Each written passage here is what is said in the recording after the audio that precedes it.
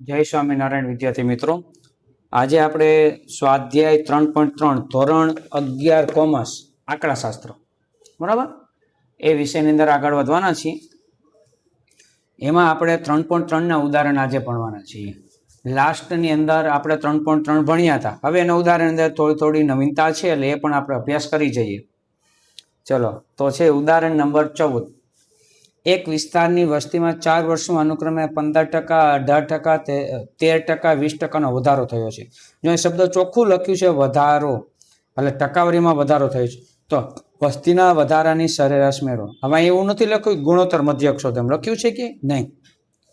તો લાસ્ટ વિડીયોની અંદર પણ આપણે તમને સૂચના આપી હતી, જ્યારે રકમમાં ટકાવારીમાં આપે સંખ્યા કોઈ અને એમ કે સરેરાશ મેળવો, ત્યારે બધાને સરેરાશ જ કહેવાય. મધ્યક, ચતુર્થક, દશાંશક, ભારિત મધ્યક, મિશ્ર મધ્યક, ગુણોત્તર મધ્યક બધાને સરેરાશ કહેવાય.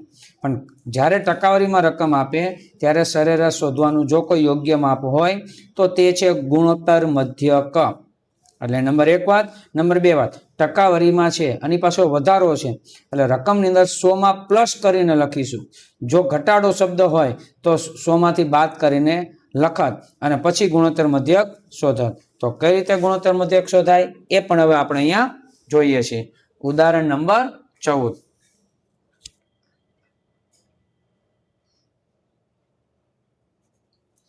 પેલા લખીએ છીએ x1 વધારો કીધો, એટલે મેં કીધું ને ટકાવારી વધારો 100માં પ્લસ, 100 પ્લસ 15, 115. x2 બરાબર 100 પ્લસ 18, 118. x3 બરાબર 100 પ્લસ 13, 113. x4 બરાબર 20%નો 100 પ્લસ 20, 120. હવે આપણે ગુણોત્તર મધ્યક શોધવું છે. તો જીનું સૂત્ર જી બરાબર x1 ગુણ્યા x2 ગુણ્યા x3 ગુણ્યા x4 અને 4 રકમ છે એટલે ચતુર્થ મૂળ આપણે કરીએ. અહીં ચોગડો કરી નાખો, ચતુર્થ મૂળ બરાબર. એટલે હવે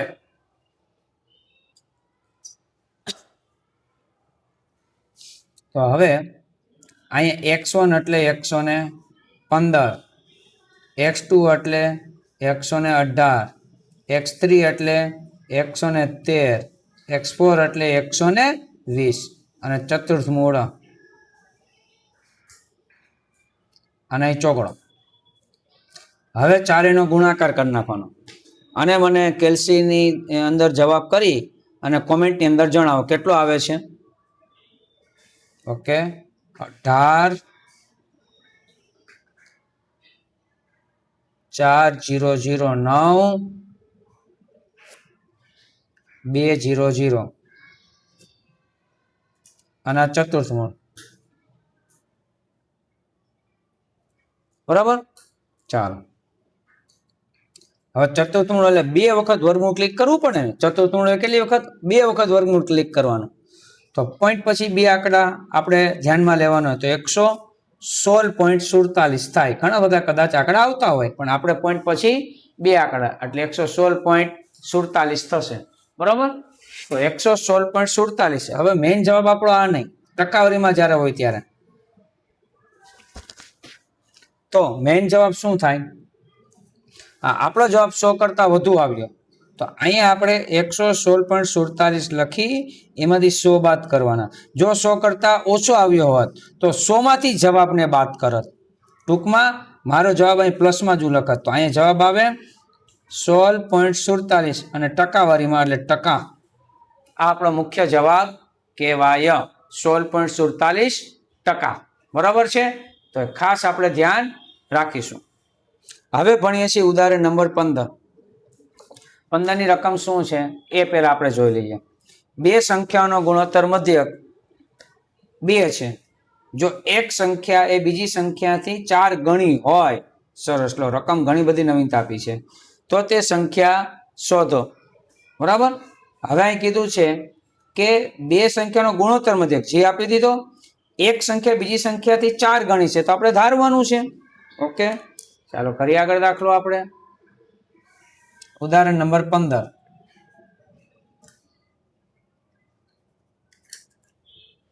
હવે તમને જી આપી દીધો છે પેલા વહેલા 2. હવે ધારવાની, ધારો કે x1 બરાબર x2 બરાબર એક સંખ્યા x1 બીજી સંખ્યાથી 4 ગણી છે, બીજી સંખ્યાથી 4 ગણી છે. આ ખબર નથી, દાખલા તરીકે હું એ ધાર લઉં. આમ તો મોટા ભાગે આપણે x ધારતા હોય, બરાબર, કોઈ પણ ધોરણ હોય ગણિતમાં, પણ એ રકમની અંદર x1 x2 આવે છે એટલે આપણે એ ધારીએ. બીજું કાંઈ પણ ધારી શકાય છે, p છે, q છે વગેરે, a છે, b છે વગેરે, તો એ ધાર્યું. તો બીજી સંખ્યા કરતા પેલી સંખ્યા 4 ગણી છે એટલે 4 એ થાય કે ન થાય? આ 4 ગણી છે એટલે 4 એ. હવે આપણે કરીએ, આપણે કીધું છે કે ભાઈ તો તે સંખ્યા શોધો. બરાબર, કાંઈ વાંધો નહીં, બંને સંખ્યા આપણે શોધીશું. તો ગુણોત્તર મધ્યકનું સૂત્ર g બરાબર x1 ગુણ્યા x2 અને વર્ગમૂળની અંદર. ચલો, x1 કેટલું છે તો કે 4a, x2 કેટલું છે તો કે a અને વર્ગમૂળની અંદર. હવે g કેટલું છે તો કે 2. ચલો આગળ બરાબર ને આગળ કઈ લખી લે, તેથી નિશાની કરવી પડે. હવે આનું સ્ક્વેર રૂટ નીકળે કે નહીં એ આપણે ચેક કરીએ. જો નીકળતો તો કાઢીશું, નહીતર પછી બીજો ઓપ્શન છે, જ્યારે અહીંયા વર્ગમૂળ ના નીકળે ત્યારે અહીંયા વર્ગ કરી નાખવાનો. આ બાજુ વર્ગ કરો ત્યારે બરાબરની પહેલી બાજુ પણ સ્ક્વેર એટલે કે વર્ગ કરવાનો, તો એ સાચું પડે અને દાખલો થાય આગળ. પણ અહીંયા વર્ગમૂળ નીકળી શકે એવું મને લાગે છે. અહીંયા 2 એમને, બરાબર, અહીંયા 4 a ગુણ્યા a એટલે એનો વર્ગ થાય આના વર્ગમૂળની અંદર. તો હવે વર્ગમૂળ આપણે કાઢ્યા 2 એમને, 4 નું વર્ગમૂળ 2 નીકળે છે, એનો વર્ગ એનું વર્ગમૂળ a નીકળે છે. હવે 2 ગુણાકારમાં છે, આ બાજુ આવે તો ભાગાકારમાં. 2 ભાગ્યા 2 બરાબર a, 2 ભાગ્યા 2 એટલે કેટલા થાય? 1. a બરાબર 1 મને જવાબ આવ્યો. હવે મને સંખ્યા શોધવાનું કીધું છે, તો અહીંયા આપણે x1 બરાબર કેટલા હતા તો કે 4a, એની જગ્યાએ 1, 4 એકુ 4. x2 બરાબર ફક્ત એ જ, અને એ બરાબર આવ્યું છે 1. બરાબર. ચાલો ઉદાહરણ number 16.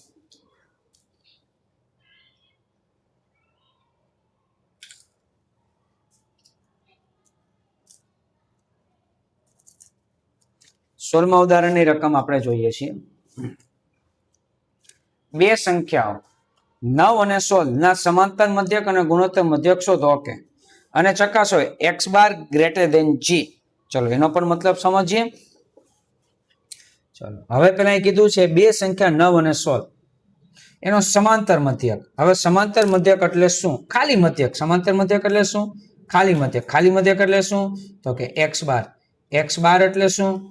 Sigma x upon n. હું અહીં લખું છું, મને x1 પહેલી સંખ્યા આપી દીધી છે 9 અને બીજી સંખ્યા x2 બરાબર 16. ઓકે, હવે સિગ્મા x એટલે શું તો કે આ બેનો સરવાળો 9 પ્લસ 16. બે જ સંખ્યા છે એટલે ભાગ્યા 2. 16 ને 9 25 અને એને ભાગ્યા 2 એટલે 12.5 થાય મિત્રો.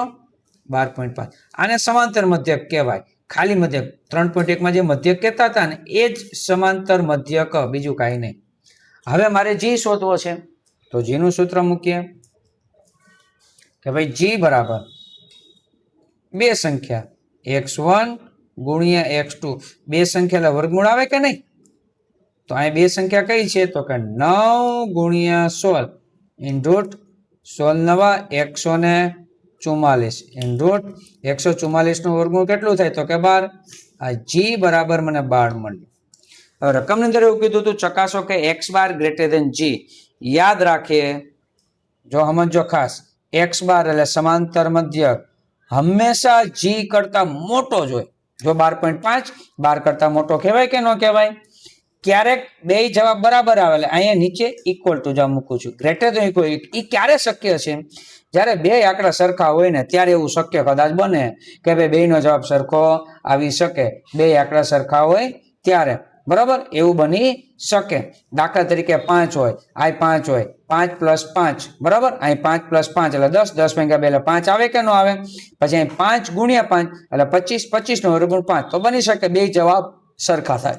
જ્યારે બંને આંકડા સમાન હોય, 3 આંકડા હોય, ત્રણેયનો ઘનમૂળ લેવાનો, એ 3 હોય, ટૂંકમાં બધા આંકડા સમાન હોય ત્યારે બની શકે બેનો જવાબ સરખો આવે. બાકી હંમેશા હંમેશા હંમેશા x બાર સમાંતર મધ્યક ગુણોત્તર મધ્યક કરતા મોટો જ હોય, એ પણ આપણે ખાસ ધ્યાન રાખીશું.